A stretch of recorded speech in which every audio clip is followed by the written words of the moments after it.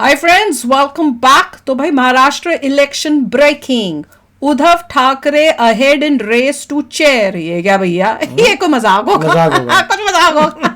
तो चलो वीडियो शुरू करते हैं। वीडियो शुरू करने से पहले अगर आप चैनल पर नए हो और आपने अभी तक सब्सक्राइब नहीं किया तो जल्दी से पहले सब्सक्राइब के बटन और बेल आइकन को क्लिक कर लो ताकि आपको हमारे सारे न्यू वीडियोस के नोटिफिकेशन मिल जाए जैसे हम अपलोड करें। अगर आपको वीडियो पसंद आता है प्लीज लाइक एंड शेयर। चलिए शुरू करते हैं। तो साथियों, आज का सबसे महत्वपूर्ण सवाल कि ये सीट किसको मिलेगी और इस सीट का ये कौन सी सीट है और इस सीट पर कौन बैठेगा? मैं। अरे यार, ये मुख्यमंत्री महाराष्ट्र की सीट नहीं है, लीडर ऑफ ऑपोजिशन महाराष्ट्र की सीट है। आप लोगों को नहीं पता, लीडर ऑफ ऑपोजिशन की पोस्ट महाराष्ट्र में कटाई में पड़ गई है। 10 साल बाद लोकसभा में जाकर राहुल भैया लीडर ऑफ ऑपोजिशन बने कांग्रेस के, और इधर महाराष्ट्र पहुंचते पहुंचते लीडर ऑफ ऑपोजिशन की सीट खटाई में पड़ गई।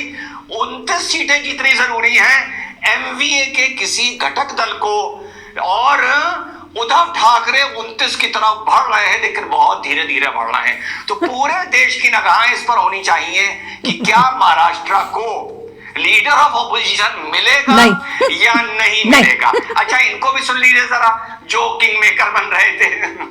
कौन बन रहा था? मेरी बात को सुन लो। ये तो बुरा हाल है। महाराष्ट्र की तारीख में ऐसा सुनहरा वक्त नहीं आया जो अब है। अगर हम मुत्तहिद जीता कि हार गया? हारा है। और अगर हमारे 10 एमएलए आ जाएंगे, ना ठाकरे, ना शिंदे, भाई की तरह है। गांधी, ना पवार, हमारी मर्जी, हमारी इजाजत के बगैर कोई भी तख्त पे नहीं बैठ सकता। इसका हुआ क्या है यार? ये जीता है नहीं? मेरे को मजा आ जाए हारा हो। बड़े बेशरम है भाई, बड़े बेशरम है। हाँ, दो यहाँ कुछ लिखा था। ये साबित कर दिया सुनेत्रा पवार साहब ने, भाभी जी ने, सुनेत्रा भाभी ने। कैसे साबित कर दिया? कि उन्होंने कहा है कि अब महाराष्ट्र की जनता ने फैसला सुना दिया है कि अजीत पवार ही अब महाराष्ट्र का मुख्यमंत्री होना चाहिए। इन्हीं सब मुद्दों पर और थोड़े गंभीर मुद्दों पर आज छोटा सा वीडियो।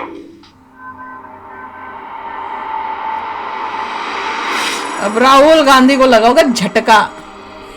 हेलो, नमस्कार, सत श्री अकाल, अस्सलाम वालेकुम। कैसे हैं जनाब? तो लोकसभा का लीडर ऑफ, विधानसभा महाराष्ट्र का लीडर ऑफ ऑपोजिशन कौन होगा? और 27 विधायक जीत कर बहुत तेजी 33 था ना इसका, विकास इगाड़ी की रेस में बहुत तेजी से जीत की तरफ बढ़ रहे हैं। इसकी भी जीत होती है और लगता है उद्धव ठाकरे जी को लीडर ऑफ ऑपोजिशन बनने का मौका मिल सकता है। भाई बहुत बहुत बधाई। आज से 5 वर्ष पहले अगर उद्धव ठाकरे ने बेवफाई ना की होती, पीठ में छुरा अपनी आइडियोलॉजी, अपने पिताजी शिव सैनिकों के खून पसीने पर पीठ पर छुरा ना मारा होता, तो आज शायद महाराष्ट्र की राजनीति का जो हम दिन देख रहे हैं, शायद ये दिन देखने को नहीं मिलता। बहुत बड़ा पैगाम है महाराष्ट्र की राजनीति कि अपनी आइडियोलॉजी से भड़कोगे, अपनी आइडियोलॉजी को धोखा दोगे, वो आइडियोलॉजी या वो विरासत जो तुमने नहीं, तुम्हारे बाप दादाओं ने बनाई है, तो तुम्हारा वो हशर होगा जो उद्धव ठाकरे का हो रहा है।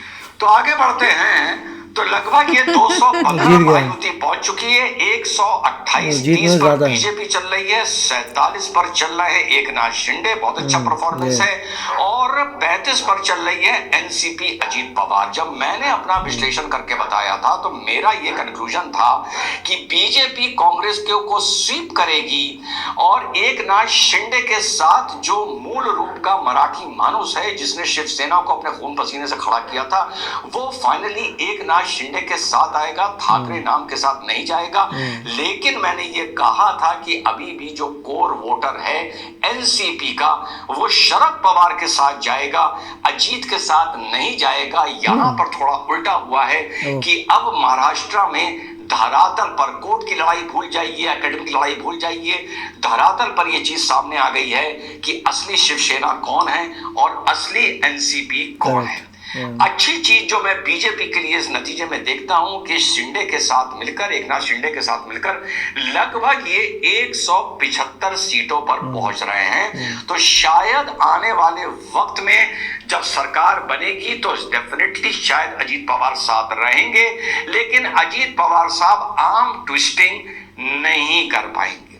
इसके अलावा जो मैं बीजेपी से चाहता हूं, मैं ये चाहता हूं कि क्लियर मेजॉरिटी नहीं है। महाविकास आघाड़ी में कुछ जो विधायक जीत के आए हैं, चाहे वो शिवसेना उद्धव के लगभग 25 से 28 के बीच में आ रहे हैं, अभी फिगर सामने नहीं आया है, 15 शायद कांग्रेस के आ रहे हैं और 19 शरद पवार के आ रहे हैं एनसीपी के। यहां पर एंटी डिफेक्शन बहुत इजीली ब्रेक किया जा सकता है क्योंकि यहां पर जीते हुए विधायक इतने कम हैं। तो what I want from BJP, क्योंकि बीजेपी खुद 125 128 के पास पहुंच गई है और मैजिकल फिगर 148 का है, तो बीजेपी को ये जो महाविकास आघाड़ी के जो विधायक जीत के आए हैं इनको अपने साथ जोड़ लेना चाहिए, जितने भी जुड़ जाएं, ताकि बीजेपी इंडिविजुअली 145 की रेंज में पहुंच जाए। भले इसका आज 135 है, आए ना पता आए, नहीं। हो सकता है ये तो ये बोला मैंने तो मेरे ख्याल से तो इस बात ज्यादा का थी। लाभ नजर आए।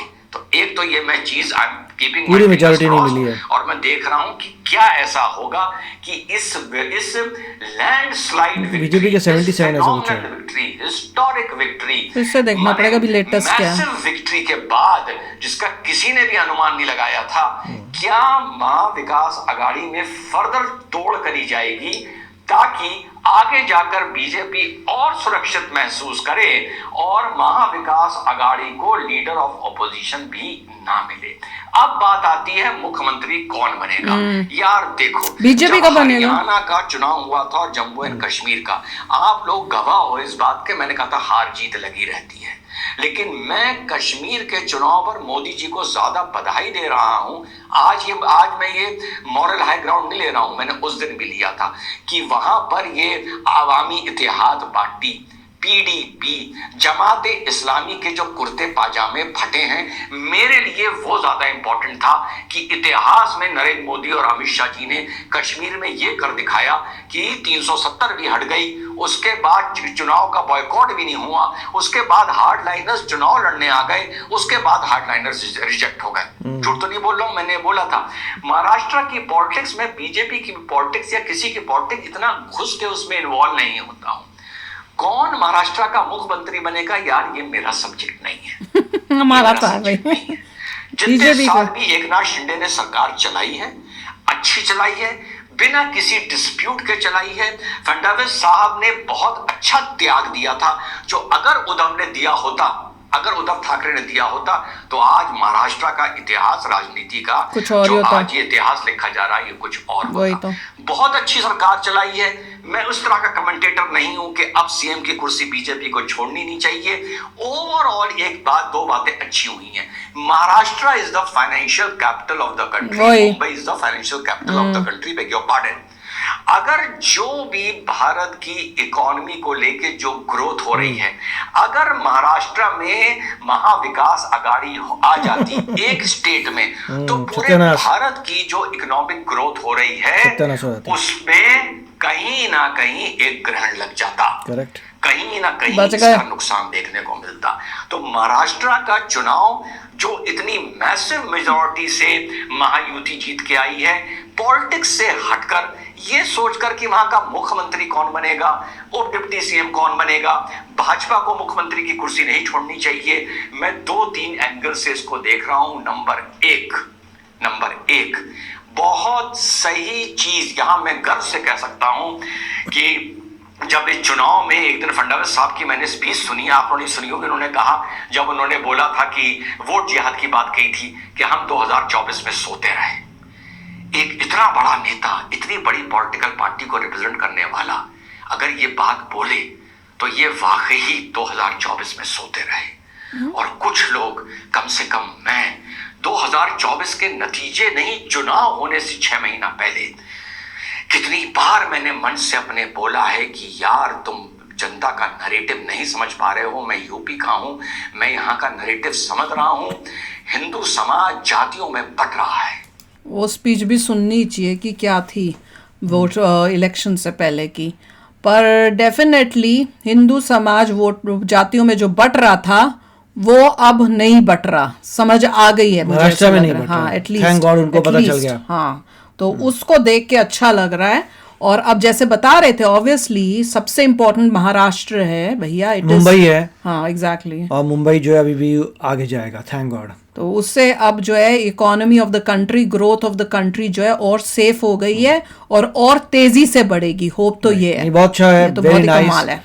और जो मैंने प्रोजेक्ट किया था कि 20 साल बाद मुंबई हराएगा दुबई को, वो भी ऑन ट्रैक है। वो भी ऑन ट्रैक है भैया, मजा आ जाएगा। मजा आ जाएगा। और सबसे मजेदार तो है कि उद्धव ठाकरे उसने ऐसा बेड़ागर किया अपनी पार्टी का, अपने फादर की जो आइडियोलॉजी थी उसका, कि उसके अब उसको वो मेन जीत हार तो दूर है, ऑपोजिशन पार्टी में वो जो बन के भी आएगा या नहीं, अब उसकी फाइट हो रही है उसके लिए। तो ये हाल हुआ है।